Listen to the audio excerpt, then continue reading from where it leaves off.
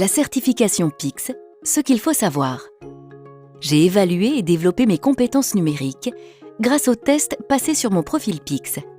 Je souhaite maintenant les valoriser officiellement en passant la certification PICS. Je suis donc inscrite à une session de certification. Je pourrai ainsi valider officiellement le niveau atteint pour chaque compétence de mon profil PICS.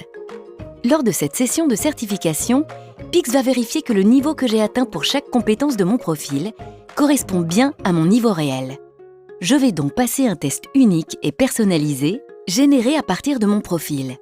Je serai évaluée uniquement sur les compétences pour lesquelles j'ai réussi à valider un niveau. C'est la toute dernière version de mon profil qui compte.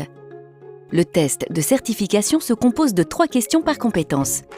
Pour que PICS vérifie à quel point mon profil reflète mon véritable niveau, les questions posées sont des variantes des questions que j'ai déjà réussies. Donc, pas de surprise. PICS va me délivrer une certification PICS, un profil certifié avec un score certifié et pour chaque compétence, un niveau certifié. Ce score et ces niveaux certifiés peuvent être inférieurs à ceux de mon profil. Il peut même arriver que ma certification soit rejetée. Pas de panique. Pour éviter ces situations, il suffit d'en comprendre la logique. Prenons la compétence « Interagir ». Si je réponds correctement aux 3 questions, PICS certifie le niveau atteint dans mon profil. Si je rate ou si je passe une des 3 questions, que se passe-t-il? En fonction de mon pourcentage de bonnes réponses sur l'ensemble du test de certification, PICS peut considérer que cas numéro 1, c'est une petite erreur d'inattention. PICS certifie quand même le niveau atteint dans mon profil.